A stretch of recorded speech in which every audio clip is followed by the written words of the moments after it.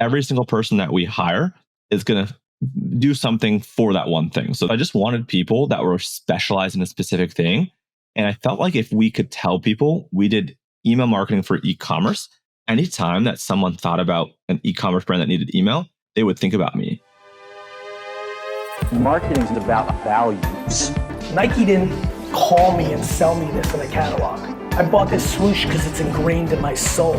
When you have a product that really resonates with customers, the word of mouth grows like wildfire. Welcome to the MarketingMax show. Now, let's dive in. Thanks for coming on. We have the one and only, is your handle at Chase Dimond, or is it, what's the actual handle? Your Twitter handle? On Twitter, it's e-comm Chase Dimond, no A in Diamond. E-comm Chase Dimond. The man, the myth, the legend. You and I have texted on and off for the better part of 6 months, just all things newsletter, e-commerce, growth. We've DM'd for a couple of years before that. But I don't think you and I have ever actually talked for more than 20 or 30 minutes picking each other's brain. I don't really know much about your background or what you do day to day. And I'm looking forward to getting into that. What's been your experience of our relationship so far? Yeah, I go on random walks and I'll just call you up and be like, yo, what's going on, Max? What are your thoughts on this newsletter? What are your thoughts on this growth hack? Or, hey, I started this business. What's your feedback? So yeah, I feel like I call you every couple months when I'm doing something in autopilot, like walking or driving. And it's been great to just shoot the shit and kind of go back and forth on really geeky things that not a lot of people talk about. That's very true. Well, hopefully there are things that the MarketingMax show audience are interested in and talk about with their friends and coworkers and families and everything else. But I'm really excited to use this selfishly as an opportunity to get to know you and your background. I spent 5 or 10 minutes literally just before this call going through your LinkedIn for the first time ever. And I was really blown away by some of the experiences you've had before you started what I understand to be your main business, which is your e-comm agency. If you could just give us a 5-minute spiel on where you started your career, where it's at now, maybe some of the highlights in your own words. I'm curious myself, how did you become the one and only at e-comm Chase Dimond? Yeah, of course. So when I was 13 years old, I was sick for basically the entire year. I kept getting misdiagnosis after misdiagnosis. Now 14, I found out I had Crohn's disease. And it could have gone one of two ways. I could have been like, oh, poor me, this sucks, which obviously it's not great. Or I could have done what I did, and I basically got involved with the charity, and I raised awareness and fundraising for the charity that supported Crohn's disease. So from 14 to 16, I basically dedicated my life to just raising money and driving awareness. And I taught myself different. At the time, I didn't understand this terminology. I really know what I was doing, but in hindsight, guerrilla marketing. So I was taking ads out on the paper. I was putting together, walks and restaurant fundraisers. I was emailing and calling friends and messaging them on AIM, hey, come help with this, come help with that, right? So I did that for a few years. And at 16, I became the youngest board member at the largest chapter of a charity that does about $50 million a year in fundraising for the disease. And through that experience, again, didn't know it at the time, but I had mentors, right? People that were CEOs and VPs and just C-level executives at really big businesses, public companies, a husband and a wife that ran the board. They sold a company for over $1 billion. And it didn't really mean much to me at the time. But in hindsight, I spent 6 years on the board, just really being groomed and mentored. So that was kind of teens into high school / early college. And then in college, I couldn't go to the university I wanted to because it was too expensive. So, I went to a different college for 6 months, started working and hustling. Then I transferred to the school I wanted to go to. My parents and I, basically split what we could and then took out loans for the rest. And I worked 6 to 8 different jobs, internships. I played college soccer. I was in a fraternity. I was running business clubs. So I was just doing it and making stuff happen. And then, kind of fast forward, graduated from school, went to work for someone else, did that for a few years, and then started a bunch of stuff on the side. A dating site called Bernie Singles that I acquired went viral. We had 1.5 million visitors within a couple months. I started building and kind of buying Instagram growth tools, just a bunch of really weird things, and always had agency on the side. So that's kind of the really quick backstory. Very cool. Very cool.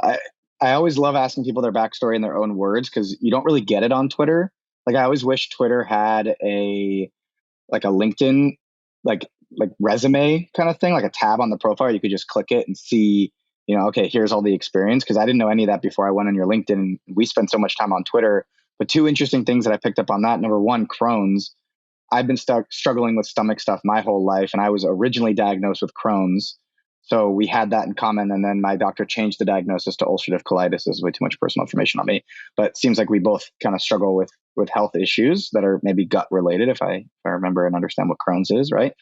And then two, like you got your start early. Listen, yeah, both those ulcerative colitis and Crohn's are formed under what's just called IBD, which is inflammatory bowel disease. So the chapter that I was part of and the charity I was part of actually served both of those. So it's called the Crohn's and Colitis Foundation. So they're very closely related. Just what you have is concentrated in a specific area, your colon, whereas other people, with Crohn's, it could be, multiple places. So again, probably TMI, but yeah, we're fighting the same fight for sure.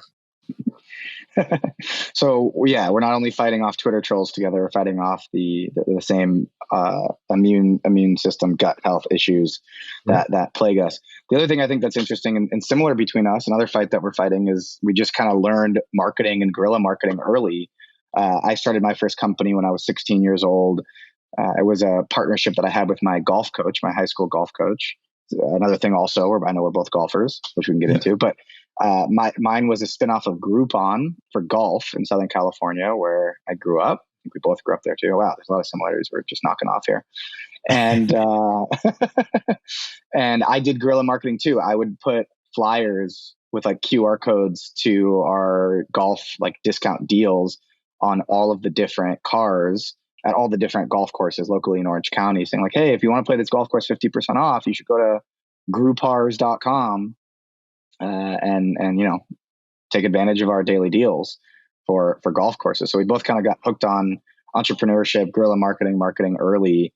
And then, yeah, one of the things I noticed on your LinkedIn that really caught my eye was this Bernie Singles thing. I noticed a few times on your LinkedIn, you had like started a company, sold it like 8 months in. But can we dive in? Can we double click on this Bernie Singles thing? Like what exactly was it? How did it make money? And how did it go so viral? Yeah. So first year out of college, I had a really great job. I think I was making like 75, 85K, something like that, salary plus bonus. And I was like, dude, I need to get to 100,000. Like, I just want to hit 100,000 my first year out of college. How do I do that? And some friends and I were like, let's start a marketing agency. So as fresh grads, we had this great idea of starting a marketing agency, but no one wanted to work with us. We had no clients. We had no experience. Like we were just, fresh. We looked even younger than we probably already look today. So we're like, damn, we can't get a case study, but we need a case study to get clients. Like, what in the world are we going to do? And we saw this site called Bernie Singles, and we were connected with the owners on Facebook and whatnot. And we reached out to them saying like, let us market this for free. Just like, let us get involved. And the guy's like, I am like way in over my head. I have no clue what I'm doing. Do you guys want to just buy it? So we bought it from him like within a couple weeks of launch. This thing was going viral in Facebook groups. It was getting tons of press. So we bought it. We didn't know what we were doing. So every single day, the site would just get massive amounts of traffic, 50,000, 100,000 people at once. And the site would just crash and it would be down for days. And then we'd go get press on like Ellen DeGeneres or Stephen Colbert or Huffington Post, and the site would crash and then it'd be down for a week. So we kind of fell victim to this same thing of not understanding like infrastructure of technology. It was on WordPress and this theme called Buddy Press. I don't know why I still know this. This was a long time ago. And we just could not keep the site alive. So while we had millions and millions of visitors, we probably only end up having like, 40 to 60,000 people actually be able to create an account. And those people won't even be able to really use an account because the site was down more often than it was up. So it did a couple of things. One, it gave us this epic case study for the agency that we started of like, we're able to grow kind of through guerrilla efforts, kind of growth hacky ways, traffic. So on that side, it was really great. From there, we just sort of said, hey, we're the guys behind Bernie Singles, and we were able to get a decent number of clients. And on the other side, it's like, we were losing money because we couldn't keep the site up and server costs were just eating away at it. So we ended up selling the site much later on. Like we sat on it for a few years. We were hoping that Bernie was going to rerun. Again, we didn't even care about Bernie one way or another. Like he didn't matter. It was just a great case study. But we were hoping that he would maybe run again and the site would pick up steam. And when he didn't, we ended up just selling the site off to some other person. I think that really just wanted it more as like an SEO place. It had so many backlinks and had so much traffic that they just bought the site, and then we're just kind of like redirecting it elsewhere. So we did sell the site. At the end of the day, how much money and time we put in versus what we sold it for, we probably were pretty close to break even. And I'm guessing, I have no context here, but I'm guessing it was a dating site for people who were single and a fan of Bernie Sanders. Nailed it. Yeah. And the way in which it would make money is like we'd have like advertising or like kind of premium pro membership type things. But again, like the site was down so often that like we would get sales and then people would like charge back or ask for a refund because they were able to use it like 40% of the time, right? So it wasn't the best like user experience. We had no clue what we were doing. And by the time we actually thought we had an idea, Bernie was out of the election and no one really cared about him. And I mean, looking back on that experience, like what was the biggest takeaway or the biggest thing that kind of impacted your future career? Like, were you like no more using WordPress and BuddyPress, or was it something a little bit more tangible about like a specific marketing hack, or were you able to get a contact at the Ellen DeGeneres show and you were able to promote other products in the future through it? Yeah, it's a good question. I'd say it's a couple of things. I think like one is like really vetting opportunities. I think the good part is like we were just diving in head first. It didn't cost us a lot of money to buy. We were willing to gamble. We had nothing to really lose in our minds. But I think also like doing due diligence and not just diving in head first and buying a company before you understand like what you're up against. So I think being a little bit slower but still acting quickly is important. I'd say too, like just doing cool things and having like something to share, whether that be as like a case study for an agency or just coming up with wild stunts. Like I love coming up with growth hacks and ideas that just create growth that are a little bit unconventional. So I think like just thinking a little bit more outside the box, that really forced me to be like, how can we get lots of traffic to these things? And that in the future, I built a newsletter to 500,000 subscribers without spending really any traditional paid ad spend. And like, I think that Bernie experience, like in hindsight, just led me to be like, you don't need a big budget to drive lots of traffic and to drive a huge kind of impact. So I think that was the second learning. And then third is just like social proof, right? Like the fact that like we went from being 3 dudes that had an agency with no experience other than their current jobs to now 3 dudes that had this really wild case study and kind of the social proof of who we were. I think it just set everything else up as like, how do you bake in the social proof really early? That way you're not fighting as much of an uphill battle. So I think those were like my 3 takeaways. Wow. What an amazing learning experience. I've never had anything go crazy viral like that. Maybe like viral in niche Facebook groups that have 100,000, members or subscribers or whatever, but never like the Ellen DeGeneres show and the Today Show and everything. So public, so big like that. And then you sold the business. And then I saw next on LinkedIn, you started, I think it was a growth agency that you said on LinkedIn, you grew to $1 million in ARR in 8 months and then sold that. I forget the name of it, but what's the story there? You're just starting, buying businesses, flipping businesses. You're Warren Buffett over here, man. Yeah, I wish. So in 2017, I built this I was alluding to this travel email series from 0 to 500,000 subscribers. And on the tail end of kind of like leaving that business, had a little bit of a falling out with a partner. I got hit up by a couple guys that had this growth agency, and they were kind of early and they wanted me to kind of consult for them on just some of their D2C brands and kind of some of their media properties. Like, how do you acquire traffic and subs, etc. And, the consulting product that they paid me for went super well. They're like, dude, like just having someone like you as a partner at our agency would be super invaluable. Like, why don't you just join us as a third partner? So I joined them probably 2 or 3 months in, and they were probably doing, I don't know, maybe $30,000 to $40,000 a month at the time. And then like the next 6 months, we had a little more than 2x the growth of the agency. And then they had an opportunity to go build some brands. And they're like, I don't really like this service thing. It seems like you like the service thing. Like, you could run with this and buy us out, or we can kind of just get absorbed by another company. And then you can kind of be free. You can get some stock, kind of get a buyout, whatever you want to do. So another agency ended up almost kind of just absorbing some of our clients and kind of just paying us out for it, and kind of giving us, a little bit of skin in the game. And then from there, I went and was like, I don't really want to work for someone. I'm over this. So I went to go start my own agency, kind of initially from the ground. Got it. And is that the agency that you're still running today? Kind of. So the agency I started was called Boundless Labs. This was in June of 2018. We got acquired, merged with a company called Structured Social in March of 2020. So our newly formed entity is called Structured Agency. So it is technically the same, but we just have a new name and we're a much bigger team because we went through kind of like a merger acquisition.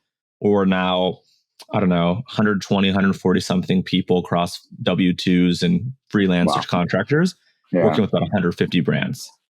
Wow. That's amazing. So you joined these guys as partner, you scale it up to $1 million in revenue. They realize that they don't like this agency thing, like so many agency owners, myself included, after a while, like, we're better off just going and building brands ourselves and helping other people get rich. You kind of dissolve of that business and then you go start your own agency. Day one of your own agency, what was that like? Did you have a few clients that you kind of rolled into the personal brand or to the personal agency? Did you have to start completely from scratch? What was like day one of, what would you say, Boundless Labs, I think was the original name, not Structured. So what was day one of Boundless Labs like? Yeah, but one interesting point, I can't say the exact number, but the guys that I worked with actually last week, I had a little bit of equity in the company that they started. They last week basically sent out an email saying we just got acquired for low to mid 8 figures. So they basically just sold the brand that they left to start end of 2017, kind of early 2018. They just sold that company. So I'm about to get a check from that company. Now I almost forgot about it. So now that we're talking about it, like that happening last week, I almost forgot that I had like some points on the board there. So that was like kind of a cool email to get. But so to answer your question, like, so you're taking me on a golf trip next week as soon as the check clears, right? We're going to go golfing. We'll do a live podcast from the golf course together. Let's do it. You heard it here first. So yeah, and the other agency that kind of started up, Boundless Labs, had a couple people that weren't the right fit for the other partnership, and kind of some other people that hit me up that were like, hey, if you do something, by yourself, or if you do something more kind of in these areas, let me know. At the growth agency, the Scale Up one, we did everything and anything. We would do whatever you needed and wanted. And at Boundless Labs, I was like, we are only going to do email. Email is the only thing I'm good at. It's the only thing I know. It's the only thing I care about. And I just feel like, and this was fairly early. Like I feel like on Twitter now, everyone has an email marketing agency. But this was like, 2017 going into 2018, where I was like, we're just going to do email. So I wouldn't say we were like the first, but we were on the earlier wave of this trend. So we only started doing email. And why only email? Why only email? So the agency that I mentioned when I first started, that we did the Bernie Singles thing, that was agency 1. We did everything under the sun, right? Basically growth marketing. Agency 2, Scale Up, we did everything under the sun. And both those, like I felt like there were caps. Like in the first agency, we were doing about 30 grand a month. The second agency, we were doing between 80 to 90 grand a month. And then I just felt like it was capped because like someone could come in and you wouldn't know what on the menu of your services they were going to select. They could select SEO, they could select influencers, they could select paid ads. And we as 3 partners and dudes, we called ourselves an agency, but it was basically us 3 doing majority of it with a few contractors. We didn't know where we would have to kind of level up or level back. So we would be like overly spread thin on one service, have no resources for another service, and just having like that anxiety. Can we deliver? How quickly can we do this? It gave me like heart palpitations. Like I was like getting so anxious. And like, again, I didn't know the term at the time, but I wanted to like build more of like a productized service. Something that was like, we do one thing. Every single person that we hire is going to do something for that one thing. So they could do copywriting for email. They could do strategy for email. They could do design for email. I don't want someone to have to write strategy, write copy for 12 different things. Just like that context shifting. I think it just slows you down, which means you could do less kind of output or productivity. 2, I also think you get more generalist. I don't think if you have someone that's good at copy, that has to write a bunch of different copy, they're not really specialists. I think like email copy is very different than landing page copy. And it's very different than ad copy. And it's very different than SEO optimized, website copy. So I just wanted people that were specialized in a specific thing. And I felt like if we could tell people we did email marketing for e-commerce, anytime that someone thought about an e-commerce brand that needed email, they would think about me. Whereas in the past, if I told my friends or family or anyone I do marketing, it's like, it's too broad. It's like, well, this person needs marketing. And then they'd send me some restaurant that had like one location that had like a $200 a month budget for marketing, right? So if I was able to really refine who we took on and share that openly with people and start putting that in public, you could get a lot of referrals. This was all my hunch, and obviously in reality, like it's paid off. Like the agency that we own today does, we'll do north of 8 figures this year. Obviously a little bit different, but like I just wanted to specialize because of those reasons: staffing, referrals, understanding costs, and really trying to become the best at a single thing versus like a jack of all trades. So that's another thing that we have in common. When I started my agency, we did everything under the sun. And like a year and a half in, we didn't really know how to acquire clients all that well. And we were spreading ourselves super thin because it was just me and my partner and one graphic designer doing everything. And we kept trying to hire more people, but we didn't know who we wanted to hire because we had some clients that we were managing email for. So we were like, do we go find like someone great at the time? Everyone was using MailChimp. So we're like, do we just find someone that's really good at MailChimp? And we had clients that were paying us for logo designs. We're like, do we get another graphic designer? We had a bunch of ad clients. We had SEO clients. And at one point, we made a list of 18 different services that we were offering to 20 different clients. And a lot of clients would have us manage 2 or 3 of those services, like influencer plus, website plus ads or website maintenance, everything. So we went into a conference room. I'll never forget this, conference room B, in our co-working space in New York. And we wrote all 18 out on a list, like on the whiteboard. It was actually a blackboard. Yeah. This place was very trendy. I actually met my wife at this co-working space. Funny story. I met her in conference room C, and I had this like amazing epiphany for my business in conference room B. So it was kind of a magical place for me. But conference room B, my partner John and I are sitting there, and we wrote out all 18. And then I was like, all right, here's what we're going to do. I just came up with this completely out of my butt. I was like, we're going to create 2 different columns, and we're going to number them 1 to 18. Number 1, what makes the highest impact in our client's business? Because if we can impact our client's business as much as possible, right, they're not going to leave us.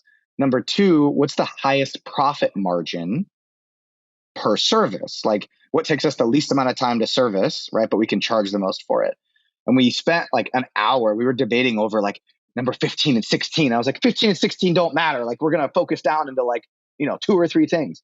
And it was very clear that the only ones that were the same across both services were Google ads and Facebook ads. So Google ads were number 1 and Facebook ads were number 2.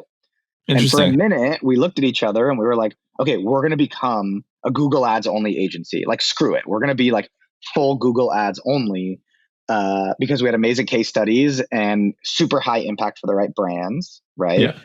And super profitable because once you find the right keywords and the right landing page, you can kind of just leave it on autopilot. We had clients that were paying us like, probably shouldn't say this out loud, but we had clients that were paying us $4,000 to $5,000 a month that we literally didn't spend more than 3 to 4 hours a month working on, like just insane. And then we looked at number 2 and it was Facebook ads, right? Social ads.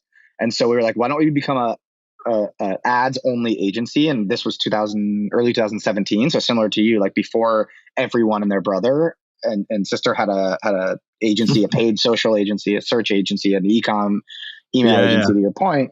And so we sent out this email where we copied Don Draper from Mad Men when he wrote that famous, I guess it was famous in the show, like the famous article, or it was an ad that said like, why I'm quitting tobacco when their major tobacco client fired them. We copied that and we said, why we're quitting full service. And we emailed it out. We had an email list of like 2,000 people that were like, other agencies that would send us business, our parents, our friends, a bunch of clients. We did a lot of consulting work for startup accelerators in New York City. So a lot of those, it's like random startups.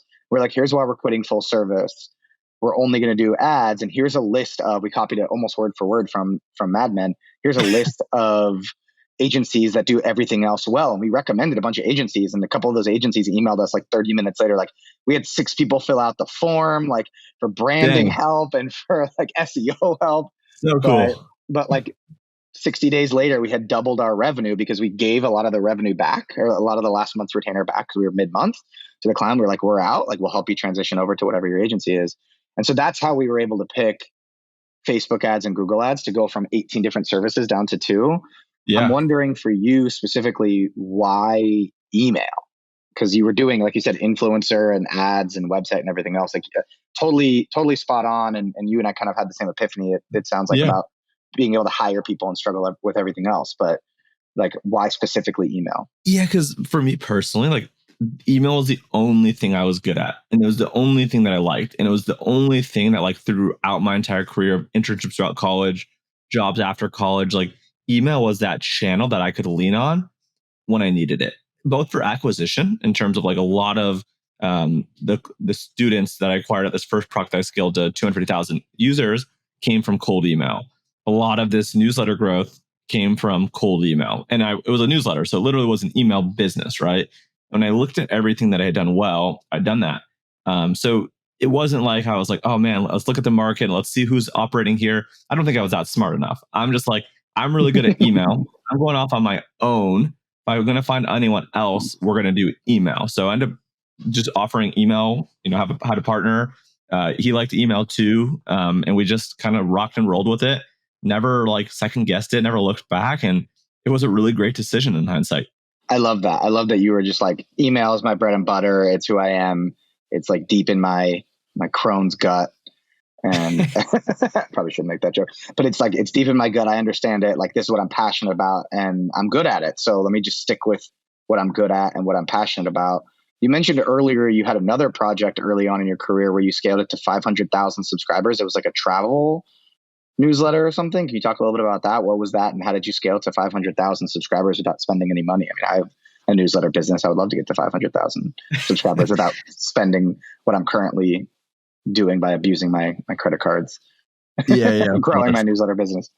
Yeah, of course. So in 2017, we were looking at like the hustle and the scam and Morning Brew. And I don't remember when they started. They probably started a couple years earlier, but we realized that no one was doing what they were doing for travel. All the travel newsletters were from Marriott or Hilton. They're obviously all biased, or if there were travel newsletters, they were all getting paid from destinations to promote them, right? There was no, what we felt like editorial, unbiased kind of opinions of travel sourced from those people that actually lived there or visited there. So we took kind of like a social first approach where we aggregated data from Instagram.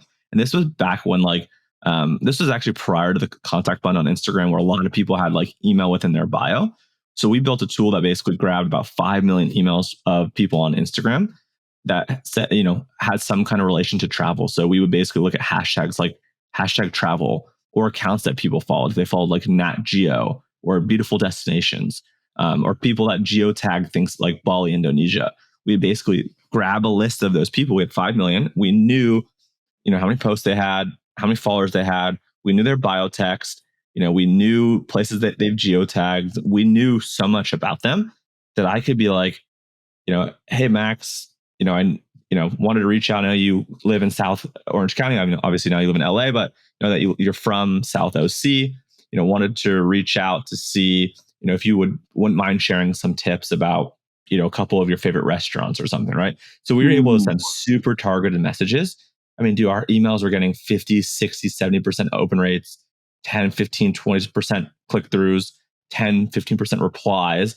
And because we were getting so much positive engagement, we were just able to scale these cold emails through the roof. We weren't burning domains. It was wild. So cold email was our largest acquisition channel, just leveraging giveaways and sweepstakes and inviting people to join our Facebook group. And then one of the questions in the Facebook group is like, what's your email? And by entering your email here, that you're opting in, and just doing like all these wild things. And we were driving thousands and tens of thousands of clicks on a weekly basis. It was insane. So that was number one. Number two was we did spend money, but we spent money not on ads, but we spent money on acquiring Instagram accounts. So we spent, about $10,000 to $15,000 acquiring about 500,000 followers on Instagram across about 4 to 6 different accounts. So we found like these really viral travel accounts. So they'd have 50,000, 150,000, 400,000 followers, like whatever they were. And we would just reach out to hundreds of these accounts and thousands of these accounts. And people wanted ridiculous numbers. Some people wanted 50 grand or 100 grand, or obviously it wasn't worth it. So we happened to find accounts where someone was either from overseas and offering them like $2,500 was life-changing, or like we found kids that were like in high school and offering them $2,500 was life-changing, right? And we just bought these accounts. And then what we basically did is with the 4 to 6 accounts that we bought, we created another 4 to 6, and we basically made each of them have a specific niche. So like people were like all obsessed with sleeping in their van. So we had an account called like Van Life Diary or something. We had another one for people that wanted to stay like in luxury hotels. So we did like a luxury hotel one. We had one for people that wanted to go camping. So we ended up creating out like these vertical specific accounts on Instagram and used the network of ones that we bought to just boost and pump the other. And we were just sharing so many influencers and micro influencers and just people in the community on our pages. And, and at the time, like this was 2017, if you had a network of 600,000 followers, you were one of the bigger people on there. Obviously now there's people that are way bigger. So by us sharing an influencer that had 50,000 followers across our network, dude, they were stoked and they would share it and that would drive a ton. So we ended up growing like the 500,000 plus or minus followers to about 2.2 million followers in about 10 months. And that was total. Unique was probably about, I don't know, 1.4, 1.5. We had a good number of people that followed like our main newsletter account, plus one or more of the other kind of niche accounts. So that was another one that drove a ton. Just swipe up story for days with links, drove tons of traffic. And that was also when Instagram had amazing organic reach. You could post something and it would just go absolutely ballistic. And then we do giveaways, we do ambassador programs, etc. Wow. I have so many questions to dive into all that. But if I can start one place, were you doing a lot of the posting and the emailing yourself, or were you kind of hiring VAs and setting up systems and like building a whole operation? Or was it kind of like you and a couple friends just rolling up the sleeves and going to work? Oh, our growth team was like 2 or 3 people. It was like me, the other guy that I started it with, and then like my brother. It was literally like us 2 or 3 for a long time. And then as the company got bigger and whatnot, we did hire like assistants and other people in the company that were like editors, had to assist with certain things. It was a very startup-y. So yeah, I did a bulk majority of it myself for the entirety of 10 months. Wow. And then you sold that business. So that business I didn't sell. I started it with a partner. We kind of had a falling out and I kind of walked away. Kind of got like, I don't know the right word, right? Like it was like a legal thing. And I got like basically like a check to just shut the fuck up and walk away, essentially. Got it. Does it still exist today, or? I haven't looked at it. I'm sure it might. It was called The Discover, but I haven't checked on it.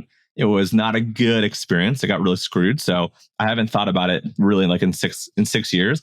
I haven't checked it out, but it might. I'm sorry to bring it up. No, we don't you're have good. to. You're good. No, it was an epic experience. Like my personal newsletter now is at right around 100,000 people. And a lot of the things that I did then are like the foundation of what I'm doing now. So dude, it was a great experience. Amazing. You said you sent a lot of cold emails back then. What was like the main tool that you used to send a lot of those emails like way back in the day? Yeah, so it was G Suite plus Gmass plus SMTP server. So G Suite, like the Google for Work. Gmass is like a Chrome extension that allows you to do like mail merges. And then we were building out on SendGrid these servers that allowed us to basically almost act as like a SendLane or a Klaviyo or a MailChimp. All of them have servers that all of us send mails on top of. I basically was building out my own little infrastructure of this. Wow. Yeah, I used to use Gmass when I would cold email like potential clients in my agency. Now with like Instantly.ai and a bunch of other tools, like I can't imagine using Gmass, but back in the day, it seems like you and I just more similarities. We were using the same tools. You were just having way more success than me with all these random different projects.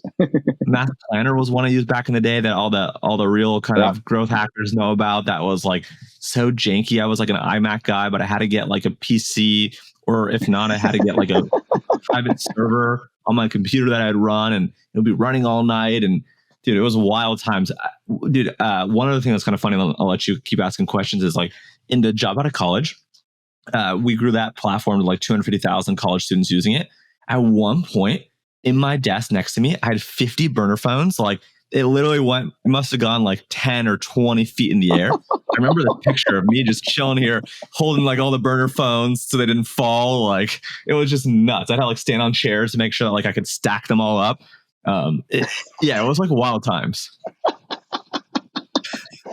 Oh my God, man. I love these stories. Yeah. I didn't do anything really crazy like that. Mine was just like A/B testing like 20 different like creatives inside the Facebook ads manager and then screenshotting all those. Like, yeah, I never like did anything that crazy. I did use GMass. I did use the planner tool, but man, like you were even more growth hacky than me. You should be marketing Chase, not e-comm Chase anymore. You're more but a growth hacker than me. Was very gray and borderline some other colors. So a lot of these things I don't really need or want to talk about too much. Black hat, white hat. That's fine. Somewhere That's between fine. white and black. So back in the day, I was using MailChimp. You were using GMass and a bunch of other tools that are maybe gray hat, white hat status. I recently saw on Twitter that you became like an investor or a partner in SendLane. I've been seeing SendLane blow up everywhere. My friend just got hired by them, and like I see them all over Twitter, and they just raised like $40 million. I think 30 or 40 million bucks. So I asked their CEO. I know nothing about the company other than I think it's a Klaviyo competitor. So I asked their CEO to come on the podcast. I think he's going to be the next guest. Just because, like, when you see everyone everywhere, you just kind of want to like ask, like, how are you doing this? Is this orchestrated? Like, what's going on? What is this? What is this momentum? What did you join them in? What capacity? And like, what are they? And like, yeah, would you walk us through SendLane? Because I just think it's like another Klaviyo. Yeah, it's a Klaviyo competitor, and Jimmy, the founder, is a great guy, become a good friend. He's been trying to court me and kind of wine and dine me for about 4 years, and I finally converted. So really long sales cycle. I just joined their board of advisors a couple weeks ago. So I'm really excited about that. And I think there's like 3 things about them that I like, and why I think they're like kicking Klaviyo's butt right now. I think Klaviyo used to be amazing, but I really feel like they stopped innovating and they just keep jacking up prices to go public, and they don't really seem to care. I very much felt like at the beginning days, Klaviyo was like for us. It was like for all of us, and now it's just for them, right? I just feel like they're very selfish, not very helpful. Prices are going skyrocketing. Where I think what Jimmy's done is he's been really authentic, which I think is really important. He's been in the conversation, just getting his hands dirty, helping onboard people, helping educate. I think that that's one, is like people can tell that he really cares. I think 2 is like they own their own sending infrastructure. It's crazy to me that Klaviyo is a multi-billion-dollar company that doesn't own their sending infrastructure. So they basically use SendGrid. They don't own it. So I think they're one of SendGrid's top 5 largest customers, but they don't own their own sending infrastructure. Whereas SendLane, they've built it all out themselves. They've got way more control over deliverability. Again, there's never a silver bullet. Like they can't put a spammer into the inbox when they should be in spam. No one can do that. But they have a lot more control. They have a lot more feedback and whatnot. And then I'd say like they're playing a price game where SendLane is cheaper than both Attentive and Klaviyo by typically about 25 to 40%. So that's a big one. And then better support. They've got support pretty much around the clock, whereas Klaviyo has support like 9 to 5 days a week. I think SendLane has 7 days of support. So it's like better pricing, better support /team, and really strong deliverability. I think is like why people are switching to SendLane. That makes so much sense. I keep seeing on my Twitter feed left and right, like Klaviyo is so expensive. Where's everyone turning to? Where's everyone turning to? And everyone's tagging SendLane. If I put myself in the CEO's shoes, getting you on board to be one of those people that tags SendLane with all your followers and all of the credibility that you built in the industry, that's a pretty smart move. Knowing that he's going to be the next podcast guest, what should I ask him from my point of view? What do you think I should tee up for him, or any interesting topics that you think I should cover with him? Yeah, it's interesting. That's a good question. I feel like in our world, right, like of Twitter, kind of D2C, B2B, B2C, I feel like Triple Whale was like the one that really took like Twitter by storm, maybe 12, 18, 24 months ago. I can't remember the timeline. And I'm also an advisor at Triple Whale. I feel like Triple Whale had done B2B marketing very unlike any B2B marketing company, right? I feel like they took more of like a B2C approach with like advisors, influencers, ambassadors. And they were like, they scaled like crazy, right? And I hadn't seen really anyone do anything comparable before or since, other than SendLane. So I would probably ask Jimmy, like, how did this start? Like, I think a lot of people just think like they showed up overnight and there was just like, wow, SendLane's just on my feed, where like it's very much been like intentional. And I don't want to say orchestrated in a way that it's like manipulative, but like Jimmy has been putting in the elbow grease and kind of in the trenches and the weeds for a very, very long time, playing the long game of just building relationships. Like he would help me within my Klaviyo account fix shit that like Klaviyo should be fixing, but they weren't. He would help me do things that like he probably shouldn't have done as like a competitor to Klaviyo, just because he cared about me. So I feel like with him, just asking him about like, why is he so convinced in playing the long game? What are some of the things that he's done to really get like this love and attention and loyalty of like a lot of really cool people on social? So I don't know. It's just really interesting. Like being a part of Triple Whale, I really got to see how all that formed and kind of came together. And then being part of SendLane and joining more recently, I got to see kind of some more of the surface stuff, a little bit behind the scenes stuff that other people haven't been privy to. But I just peel back like what he's doing and how he's doing it. It's really interesting. Wow. Would you say that you're taking some of the lessons you learned from Triple Whale and sharing it with SendLane? Some of the like love and the ambassador and advisor insight? Yeah, I would say definitely. I think Jimmy also has been watching it too. So I've definitely been giving feedback and whatnot, but I can't take credit for most of it. Most of it's him and his team. I'd like to think for Triple Whale and SendLane and all the companies involved in that I've kind of placed a small sliver of strategy and things, but definitely cannot take majority of the credit. I'm an investor as the smallest check in like 10 different startups. We might even overlap on some of them because a lot of them are like Twitter community favorites.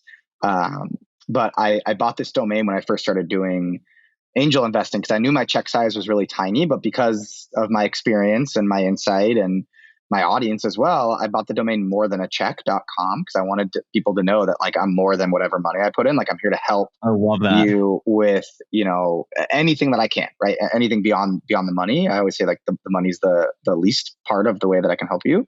But I noticed on your LinkedIn, and I even wrote this down before our little interview today here. You're an advisor to Octane AI, Gorgeous, Triple Whale, and SendLane. You're an angel investor in Miracle Brand, which I use their towels, freaking love. Gatsby, Retention X or Rextension, something I've never heard of that. Archive and Postpilot, big fan of Postpilot. Before we kind of wrap this up with my lightning round questions, how do you get all of these advisor roles, these angel investing opportunities? Like every other week, it seems like you're just saying, I'm an advisor to this company, I'm an advisor to that company. Like, what do you think you're putting out into the universe via in Twitter or via behind the scenes in dinners or, private group chats that is attracting all of these different opportunities? Yeah, it's a good question. I've been lucky that like every single deal you mentioned has been inbound. Like I haven't reached out to anyone. Yeah. I think it's just like, dude, I've been creating content and on the internet since 2017. Like I did my first podcast in 2017. Like I've just been putting out a lot of effort for a very long time, and no one really like found me for a very long time. I feel like for the first 2 years, it was just my mom and my wife that like supported me, right? At least in public. So I think just like the fact that like I really believe in like karma and goodwill and kind of what you put out is what you get back. And I've just been grinding for the last 6.5 years of just trying to be insanely helpful and just insanely kind and just very giving. And I feel like a lot of people, at least I hope, can kind of feel that as well, that like it's very authentic. And obviously, right, like while I've done well for myself, like I really do genuinely care about doing well for others. And I'm always trying to find ways to win-win. And whenever someone gives me shares in a company or dollars of their money, my level of care goes from already being at 100% to, being at 150%. Like if anyone gives me something of a barter or a value, I want to return the favor and then some. So I'd like to think it's just like, I know what I'm doing. I've been talking about what I'm doing, and I haven't been afraid to kind of share some of the wins and losses. And I think that's kind of what attracts the right people, at least in my opinion. Very, very cool. All right, let's finish this up with some rapid fire questions. I'm trying to get in the habit of asking the same 5 questions to everyone. And I intentionally don't send this to you beforehand because I want it to be the first thing that comes to mind. Some of these are pretty generic, but we'll just give it a run. Let's do it. What is the best piece of advice you've ever gotten? The best piece of advice. So I'm like really on like this personal brand kind of audience building kick. So I think like the best advice that I've gotten, it was more something that I read on social, and I cannot remember for the life of me who wrote it. But someone wrote something around like, most people withhold their best stuff because they are afraid that people are going to steal their ideas or steal their information or somehow like one up them. Where those that actually are the ones that are giving end up receiving the most, in terms of the fact that like, dude, the number of times that I've shared tips that have worked for me have been my best tips.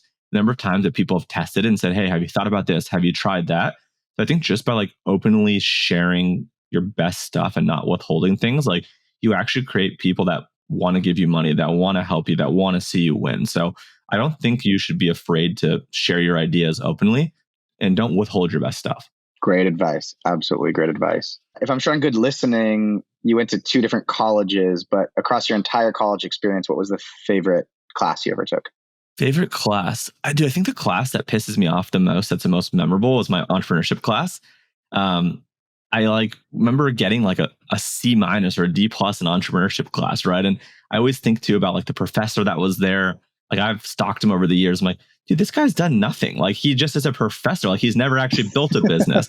And me and some of my classmates on the project that actually did, and some of the people in the class, like I think the best grade someone got was like a B. And everyone got like B's, C's, or D's. And like everyone that I've kept in touch with over the years, like is crushing it. So I think like the class that lit the fire the most under my ass was that class. Like, dude, how did I get a C? Like the stuff that I was talking about, the stuff that I was doing, granted, I know way more now than I do then. But I don't know. So I think like that, like just made me be like, who are the teachers? Who are the doers? Who are the ones doing what they teach, right? And that class just lit a fire under me because I'm like, dude, I've done it. I'm doing it. I'm going to continue doing it. And my instructor never did it. Maybe you'll go back and be the real instructor one day. Maybe. The real instructor one day. What is your biggest career failure? Oh man, just one? One. Biggest career failure. Dude, there was a job that I absolutely hated that I was a terrible employee at. I wish going back I could have done it differently. But I moved back from LA after this job of commuting there every single day.